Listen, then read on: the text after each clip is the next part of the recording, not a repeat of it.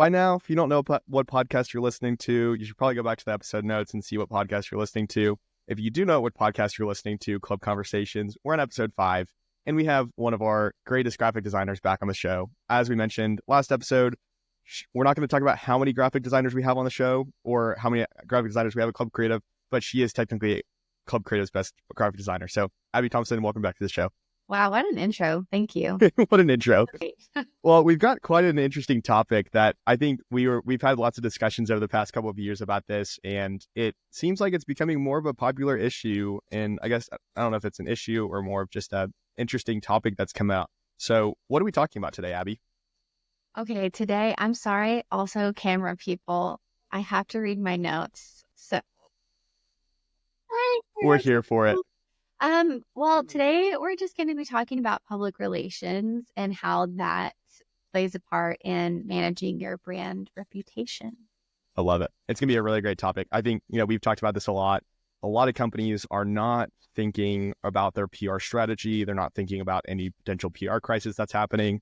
And a lot of people like to think that PR is just the crisis or just the problem, but there's actually a lot of positive things that come out of PR too. So I'm curious, Abby, what do you define PR as, or what do you think of it as when you think of PR? Okay, well, I guess from my kind of just going from the gut, I was like, oh, PR is like crisis management. For all of those who have watched Scandal, who are listening, Olivia Pope, that's just what I think of, and that is part of it too. But it's just how you are kind of helping the world understand your business, I think. And correct me if I'm wrong, Caleb, in using really diluted terminology. But yes, whether you are a person, an individual, or a business, PR is just how you connect with kind of key players or connect with the world or your audience, but not necessarily through advertising dollars or things like that. It's more relational and image focused, relational focused, that kind of thing.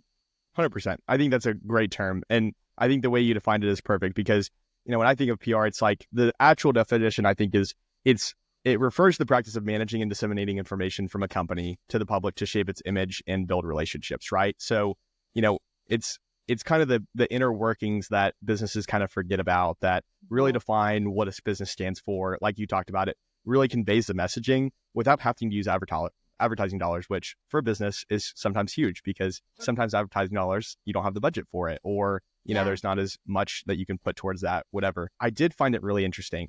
So this is a stat that I found from Nielsen, a Nielsen study that found that 83% of consumers trust recommendations from people they know, but 66% trust opinions posted online, even from strangers, which in my opinion, back to the good PR standpoint, good PR can actually build this level of trust, which I think is really fascinating. Yeah. No, I think it is too. Also, sorry if my dogs are about to bark, everyone. I think we got an audience in the background. That's all it is. We do. We have the Club Creative mascots in the background. The unofficial unpaid mascots, but they're the mascots. Relations. Here we are. We're now known as a dog friend. I think it is so interesting. And I mean, I do it all the time. I think especially with how YouTube works and everything like that, I think that's where I see that the most on Instagram and things. I don't know. My grandma Gail side comes out and I'm not as prone to instantly trust. But if I see someone on YouTube that I'm oh yeah, I've seen them, or, they went to this school or whatever, and they start talking about things and then they recommend a service or a platform or whatever, I'm trusting of their opinion. I've never met them a single day in my life. It's crazy. It's crazy with all of the information out there, how we can build this perception or build this relationship with someone that we don't even know. And I'm going to go old school. And for me, old school is not very long ago, as we know. So I'm going to ask you a question. Do you remember the Coca-Cola bears that used to be in the ads? Yes, I do. Do you remember how great those ads were when they would literally be walking in the Antarctic or the snow, and then pop open a Coca-Cola?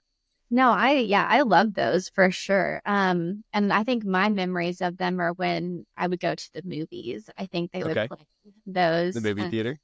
Yeah. Yeah. So I love Because those. I think it's fascinating because like it's weird because they've kind of gone away from it now, which is really weird. Obviously, they've positioned more into like still kind of a happy brand. It seems like their commercials are very centered around like people enjoying a Coke together. But what's Yeah. really fascinating is for a while they built that like very consistent message of happiness and unity in their PR whenever they would do those ads or whenever like it just felt like who doesn't love a polar bear, right? Or who doesn't want to see a polar bear? Yeah. I think that's that comment, like going to the relational aspect. And I'm thinking of like Don Draper and Mad Men. Yep. We've talked about that before, but like, spoiler alert, if anybody hasn't watched Mad Men, I think it's okay that I'm talking about the end. But yeah, Don Draper is like this mad genius, and then he is, kind of coming to the end of himself, and then he is on this like meditation retreat, and then he gets the idea for like if I could give the world a Coke, like all that kind of stuff. And yeah, and I think that, that scene and that show, it's based on real like PR ad, like in history. And so, yeah, the whole image and just the relational aspect of Coke, which I mean, it's not good for you. Like there are zero health benefits of Coke, right? But like, what have they done to relationally position themselves? Like this is a place where you can connect with people that no matter like what your beliefs or who you are, like you can share a Coke with somebody and that's going to unite you. And then, oh my goodness, polar bears are, so cute. They're so like they live in crispy, fun atmospheres. And so like, again, this like wholesome relational uh image that they've created. And then, yeah, I mean, now I feel like they are back to um yeah, just like whether it's like having a Diet Coke break with your friends or things like that, it's always been relational or wholesome or like community based. It's wild to think specifically within Coke too. Think about like so they positioned from the Coca-Cola, like polar bears, right? And Mhm. I don't think I was alive before what they did with the polar bears. So Yeah. I'm not very scripted on what they did with before that, but it's wild to think about like they positioned themselves with the polar bears, they went in that direction. And then to your point, the share a Coke, right? The names. I remember that was such a big thing of like, can you find your name on a Coke? Like, think about how genius that was about how many people probably bought a Coke just so they could probably find their name on a Coke. And then how many times they got an additional visit because of that. But what's Yep. fascinating is how they've changed. And it doesn't feel like this very choppy, abrupt strategy. Like I Mhm. think of all of those experiences as very positive, and they felt like they were such a long thing. But the share Coke thing, I mean, maybe around I could be completely wrong, 3-4 years, if that, maybe 2 years. Yeah. And they kind of position differently, but it feels like it's been so much longer that they've had that going, and maybe they have. I could be completely wrong here, but it's really Yeah. fascinating how they've had consistency within their brand, but then it's also like they've adapted to the changes, which is really fascinating. Yeah. Well, I think that's where like we've gotten nerdy, like off camera before as a team of the psychology that goes into ad and like ad work and PR work because a good ad or, a good PR strategy is all based around like the human condition and like how humans operate and like what drives us, what unifies us, what disunifies us. And so I think that like what you're picking up on is that yes, like while Coke and other brands, like they might change their advertisements, right? So polar bears might not be in everything anymore. And they don't necessarily like have the names on the Coke bottles anymore. But the messaging of their brand has stayed the same. And like their how they relate to the world and how they relate like to their consumer has stayed the same. It's personal, it's relational, and it's community based. And so all of those things like are yes, really great strategies, right? Because if it's community based, you want to share it with people. So then you drive sales and then you get, authentic marketing and all this kind of stuff. But going to the core of like humans are relational creatures. That's why it like hurts so bad whenever we have disagreements. But yeah, like, and then in the middle of disagreements, like, what do we want to fight for? We want to fight for peace. We want to fight for things, to be better. So they've really like captured the essence of that aspect of what it means to be a human. Yeah, 100%. Yeah. I was completely wrong. I Googled it while we were talking. The name Share Coke actually came out in 2011 Australia. What's fascinating is Ogilvy, which is a huge advertising firm that they work with, the campaign increased Coke's share of the category by 4%, increased consumption by young adults by 7%, where in the US, the campaign is credited with increasing sales by more than 2%, reversing more than 10 years of decline in Coke consumption. So wow. it's been a Just like while. specifically the names on the Coke Yep. bottles. Yep. Wow. And in 2015, they extended the campaign by increasing the number of names to 1,000. Nicknames such as Bro, Better Half, Sidekick were added to the inventory of names. 2016, the company replaced people's names with lyrics from 70 popular songs. And then in 2017, the campaign returned to the US with a new variant, Holiday Destination. So I guess I was completely off on how long ago it was, but Yeah. obviously they're still working off that, which is really fascinating. Yeah. That's really cool. If Well, only we could all be yeah, like of Coke. course, like it's the whole I'm traveling, like I'm gonna look for a keychain with my name on it or with my friend's name on it. So they just We're at Starbucks in Vegas, and you yeah, try to find a Starbucks cup in Vegas, right? I So do. I forgot to get it. So we you gotta did go. not get it. You have to go back. Great. Well, that's awesome. So I think the first part right within PR for businesses is that brain consistency element that we talked about, Yeah. right? The Coca-Cola effect. But I think what kind of overlooked sometimes is the positive media relationships that it can take for really good images, especially in a PR crisis, pushing out things. And the easiest, most simplistic form of this is I think about our local news, right? K4, KOCO. And you have these two different aspects that have been really popular within their news segments, right? You have the one where it's the feel good, do good, community awareness. Hey, John's roofing company came by, some roofing contractor screwed them over, and now they're putting on a free roof for them, which is really great.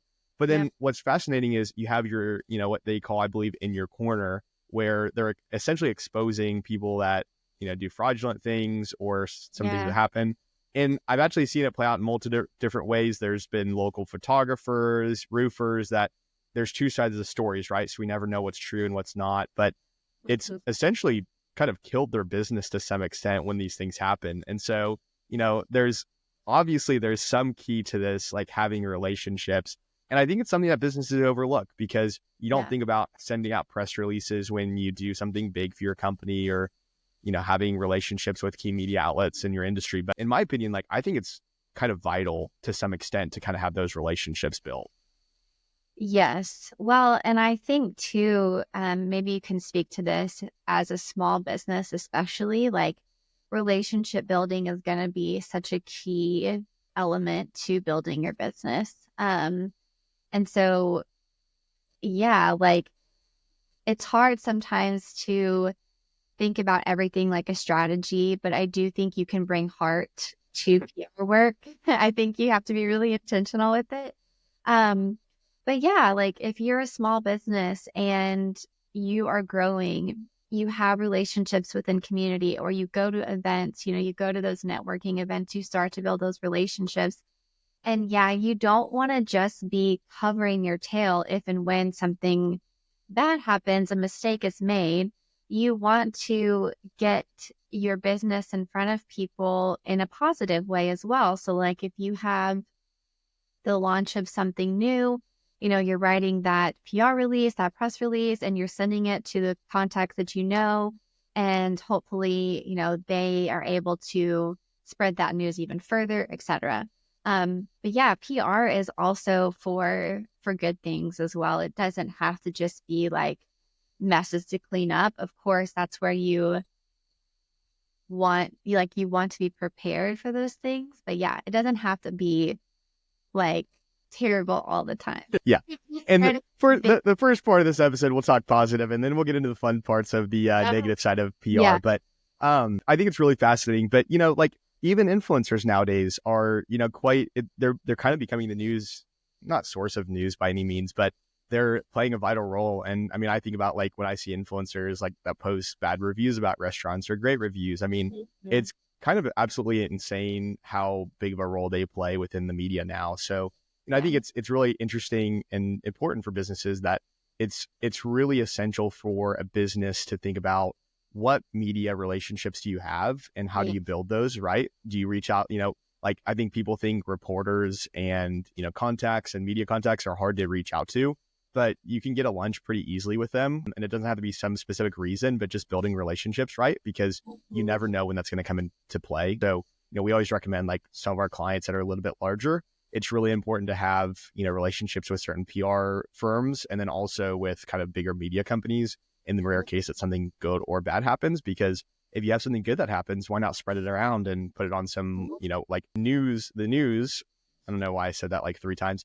The news, they make money, right, off of really positive things happening and really negative things happening. So obviously they're going to share your story when it comes to good or bad. So it's always good to have someone in your corner. And I think the other thing like that kind of relates to that that's fascinating is thought leadership. I think a lot of people don't realize like how powerful thought leadership is, especially if you're a smaller company, of how big of a role and impact that plays on PR within your business. I mean, think about like HubSpot, right? You might know, you might not know about HubSpot. You might, whether you're in the business space or not, a lot of people know it as like a CRM, but it's really wild because they actually regularly publish a lot of thought leadership pieces on marketing and customer service. We've quoted them a lot in some blog articles. I've seen it. I've talked to clients about it. And their authority is really reinforced in those areas because of the effort that they take to put that thought leadership out. So I think it's really fascinating, like how we sometimes overlook thought leadership as positive PR as well. Yeah. Yeah. I agree with everything you said.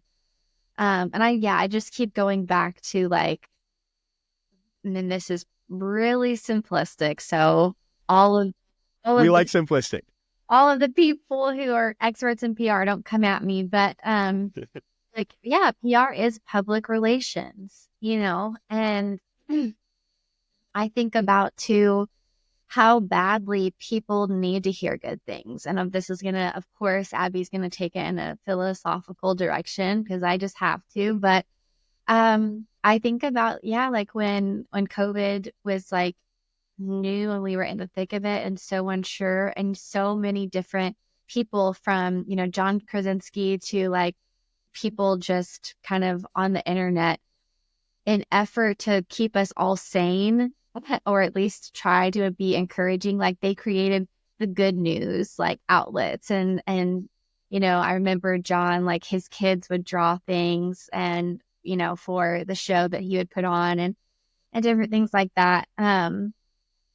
And so, yeah, I think that like people need to hear the good news of what your business is doing. And if you have a product that you can authentically stand behind and you have like worked so hard on it and it's going to serve people, like, yes, get that to who it needs to get to. Like the world needs good things. The world needs things that are going to actually edify us and make us better humans and help us with our jobs and all that kind of stuff. So again, 100%. Philosophical. We like it. We'll get to the underbelly of PR probably later, but yeah. Well, and I think it's a good segue, right? The last point that we have on kind of the PR side is like community engagement is really important too, right? So are you a Tom's supporter? Have you heard of Tom's, I'm assuming? Tom's, the shoes? Yeah, the shoes. Back in the day. I don't think I've worn Tom's in a hot minute, but yes, back in the day. It feels like so old school. It's like, are they even around? I think they are. We're not for sure. I think that was like back in the 2010s, wasn't it? Way back then. Way back then. Way back when Caleb was a little kid. I was in middle school. It's terrifying to think about the time of that time frame. Thankfully, we're in the 2020s now. But, community engagement is really important because you look at like from a broad perspective as a business, how can you actively engage with your community through events, sponsorships, charitable activities? And I think to the Tom's example, think about like when they built their brand literally around giving back, right? There was was it the 1-for-1 initiative or whatever it was called, where you buy a shoe gets sent off. Like think about how massively impactful that was, not just from a brand positioning standpoint, not from a loyalty standpoint, but like the aspect of actually giving away something, doing that.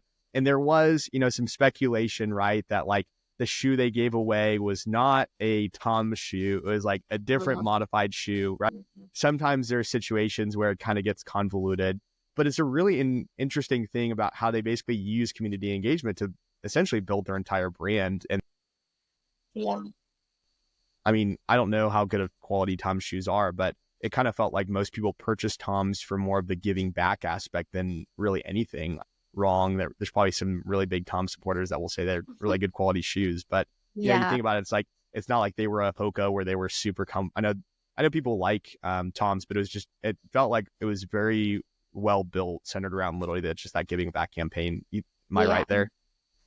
Yeah. I mean, again, I won't be able to speak to it like super personally because I was in middle school. And so as a middle schooler, as unique as I wanted to be, I also wanted to fit in. So there was definitely a wave where lots of girls in the school had Toms. And so of course, like if money permitted, I was like, we have, mom, dad, I have to like have Toms.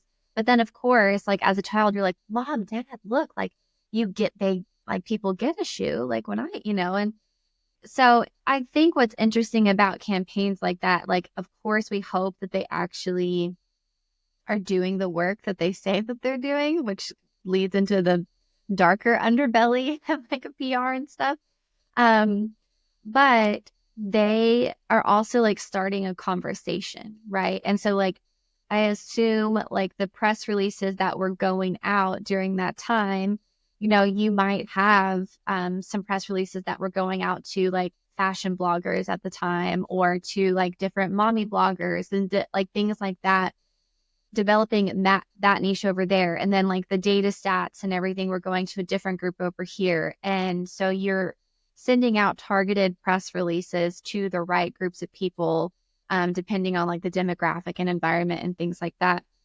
And then that creates, you know, what ads need to be made and like how your brand is positioned. And then all of a sudden you show up to school and you're a 12-year-old girl and you're like, I need to get Tom's tomorrow. Like, and so it's really crazy, like how it all works together. But yeah, Yeah, they definitely had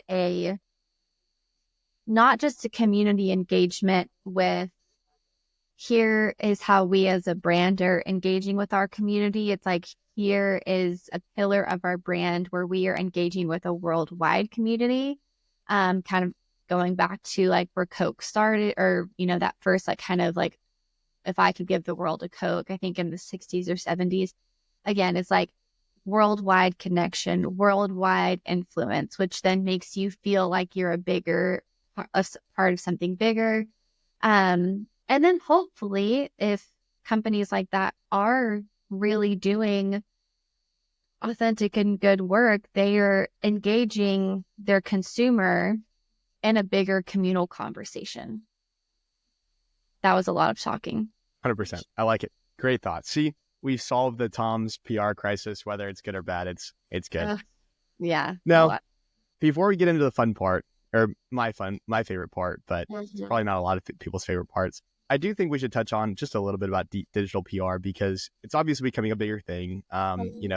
Press releases are now becoming more digital. It's no longer put our name in the newspaper. I mean, it's kind of changing and shifting, but I do think, digital PR is really fascinating and really important because you're able to communicate directly with your audience without having to do these large campaigns.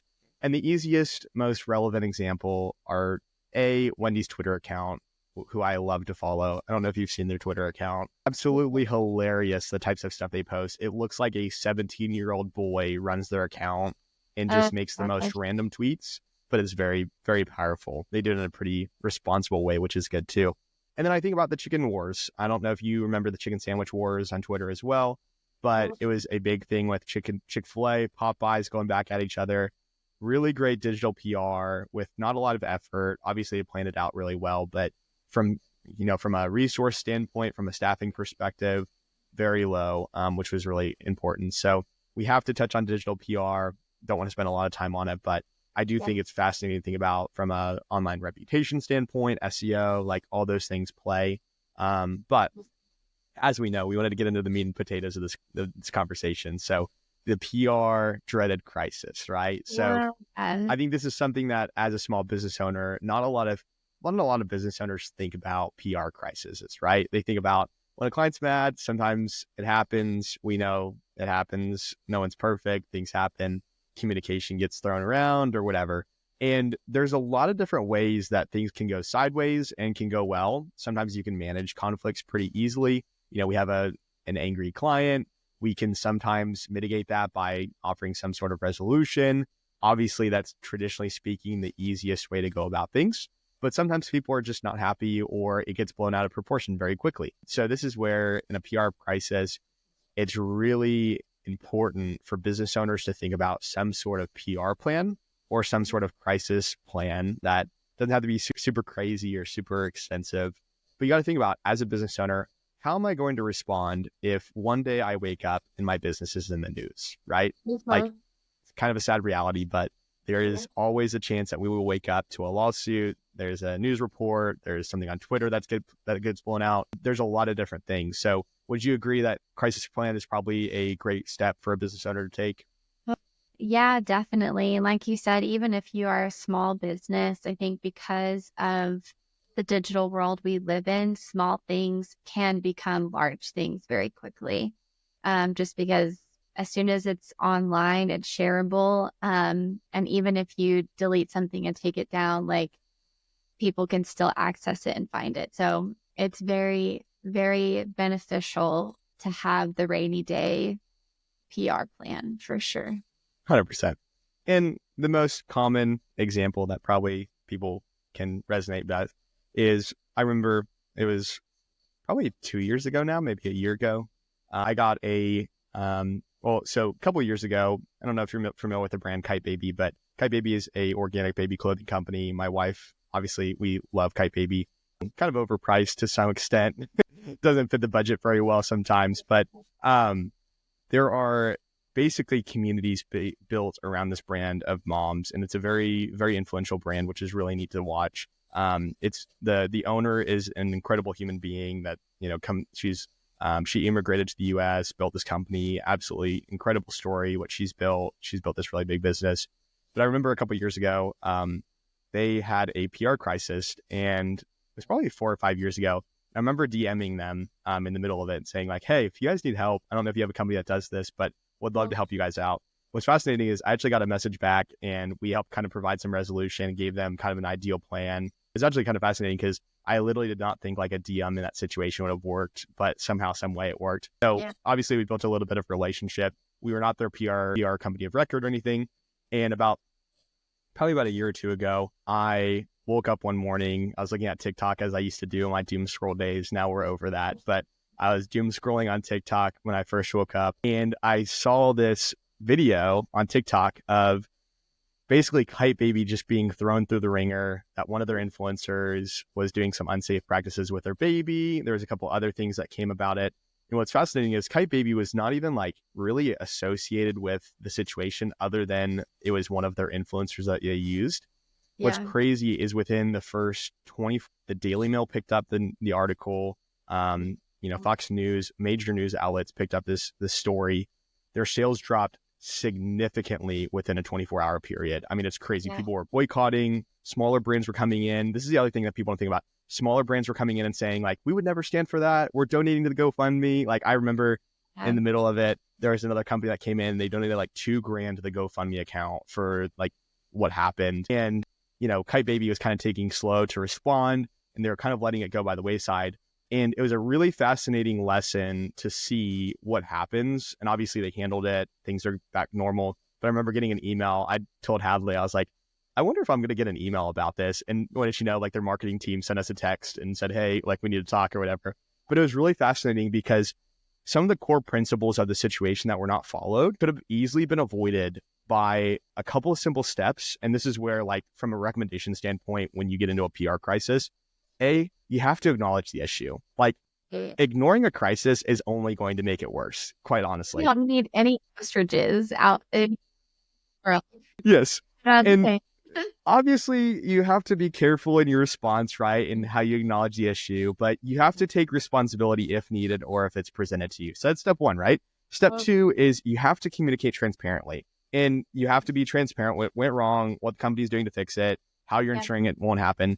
But what I take like a step back is you have to be strategic in why and how you're taking care of it. Because in the Kite Baby situation, the biggest problem was the situation, it was posted. Well, then the Kite Baby owner went on unscripted on Instagram and all over social media, apologizing for the situation, but then like also like it was one of their employees, but it wasn't. It was a contractor, so there's a lot going with it, and it made it worse because they didn't really have a plan in place of like what was going to happen. She just went and posted it, and then Yep. that went even more viral, right? So like you have to communicate transparently. But then you also, I always use the example like Chipotle, right? They had that E. coli breakout a long time ago. They communicated openly about the steps it was taking to improve food safety. And I don't think very few of us worry about E. coli now when we eat at Chipotle, right? Like you might think about it, maybe if you've heard about it, but like it's not an everyday thing.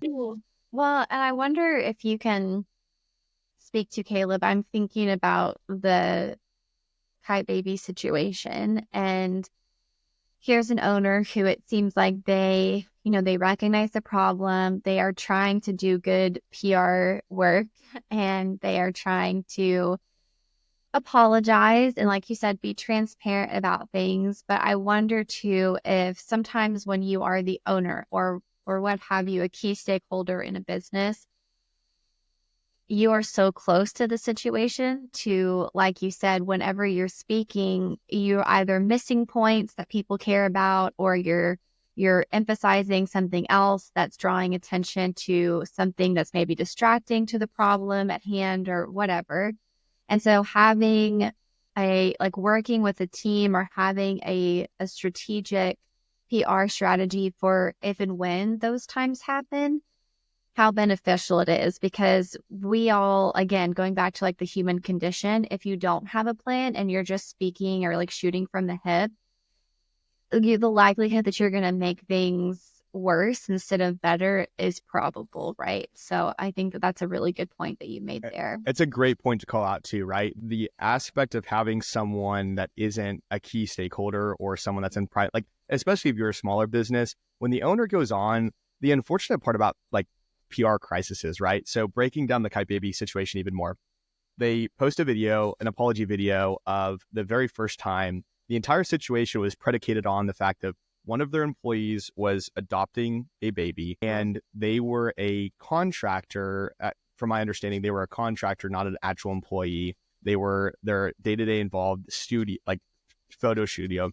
They had to be there for their day-to-day. They were granted some sort of parental leave, but it was very small based on adoption, which I think everyone can kind of talk about the issues with adoption and parental leave and kind of some of those things. But that's kind of the core premise of like where the issue started. And what's fascinating is it all started with an apology video that the owner went on. She posted it. And the reason she posted that second video was she was getting so many comments about this is scripted, this is inauthentic. Now she goes off script and it makes it even worse, right? So this is where in these particular situations, you have to be so careful because quite honestly, you will never be perfect. And there's going to be some form of the story that's going to get spun or your reaction. So you're either going to look too scripted unless you're like the perfect orator and everything, which very few people are. There's always going to be something that gets picked apart. And so it's kind of like, in criminal situations, the reason why there's a lawyer involved is because like it takes away, even in like you watch all these like documentaries, right? And they have the attorney show up and the lawyer shows up to when someone's getting questioned. And you think it's because like someone is guilty, but there's actually like more to the aspect of the psychological elements of when you're responding to a PR situation, when someone comes out and a third party speaks, it might not look the best in the very beginning because the owner didn't come out and talk or a third party didn't come out. They came out and talked. But in the long run, it actually protects the brand better because then that opens up the door for the owner to come in or a key stakeholder and say, here's how we responded. Here's how we're, navigating the situation moving forward. And it's not just an emotional response right away of like, we're fixing things, we're not fixing things. Like it's a very strategic response. And as a third party, you can pull yourself out of that situation a little bit better. And it, you're not as like emotionally involved, which I think is a really important point to make.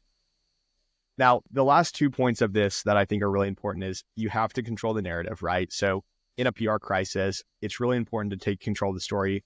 You need to issue press releases, hold press conferences if it leads to that, or obviously there's ways that you can do social media, and you have to address the issue directly on social media. This allows you time to frame the situation before it spirals, because point in case, when you don't respond to things, it gets put in the Daily Mail, it gets millions of media exposures, and they're not very positive. And then you're doing basically rebuilding other than like building trust. And then the last thing is acting quickly, right? So the quicker the response, the better. There's caveat to this, right? You don't want to just come out with some sort of quick response, makes a big thing, but rapid action can help mitigate damage and shows customers that you take the situation seriously, which I think is very important. Yeah. No, those are all helpful tools and frameworks to have. Again, sorry for the dog noises. Listen, it's our mascot. It's all that matters. About PR. Yeah. The dogs we should probably get the dogs on kind of like Emmy on the microphone. We need to get them on give us their thoughts. Yes. No, I think it's like, and I kept thinking when you were talking about the strategy of PR,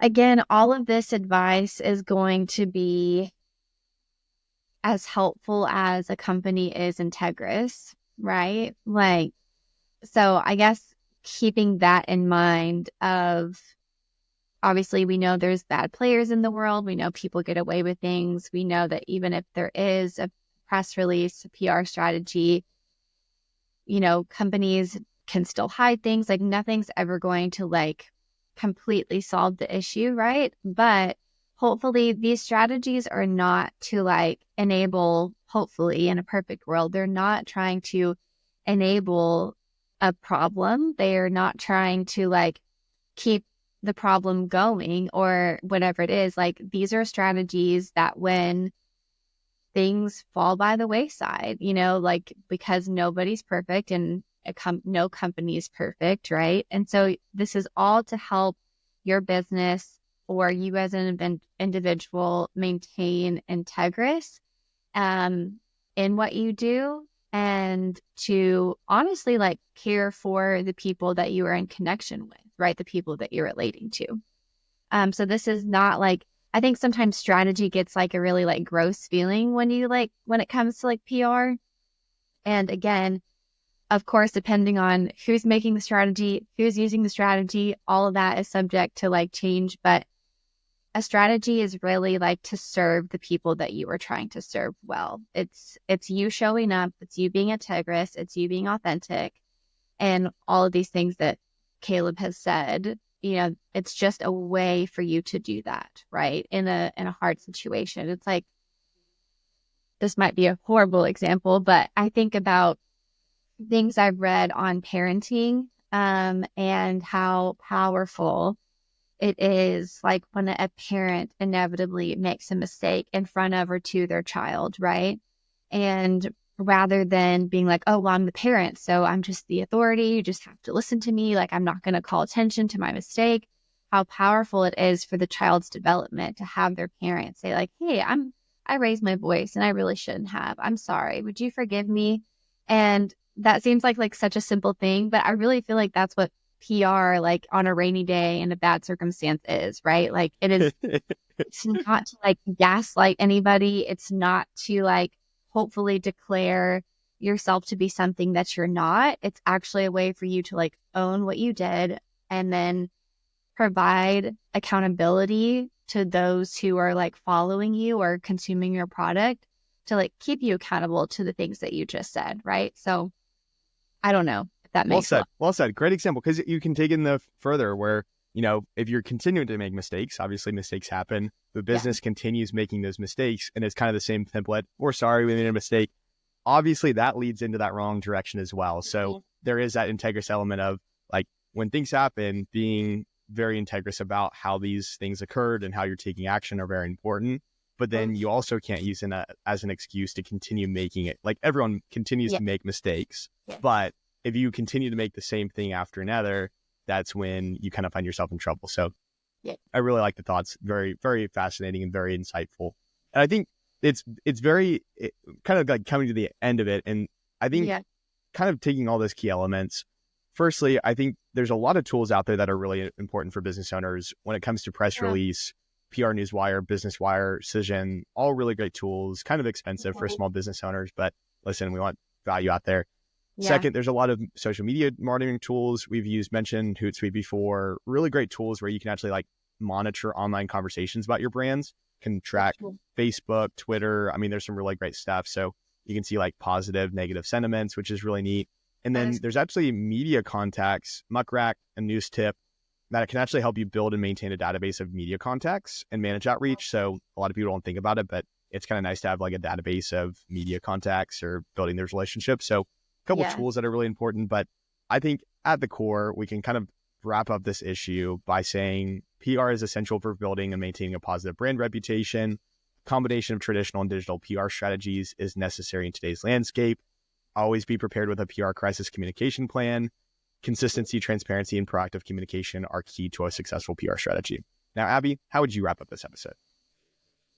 How would I wrap? I feel like I'm not going to say it as succinctly. That was scripted. Let's be honest.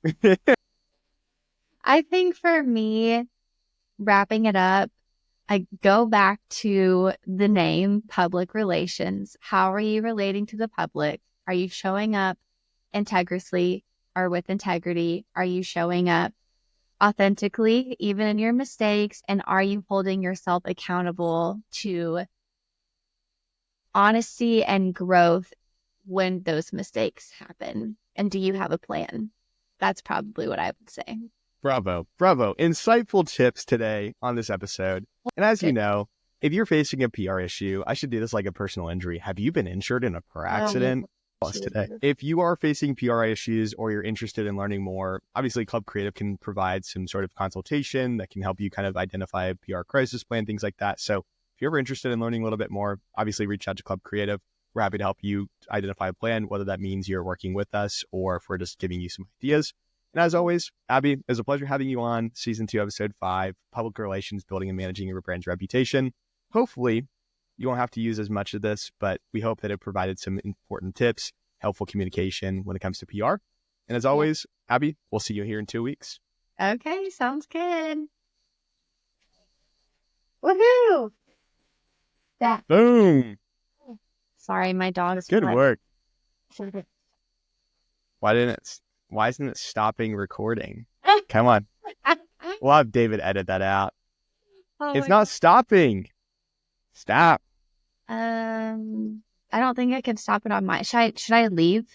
Maybe. Yeah. Let me try leaving.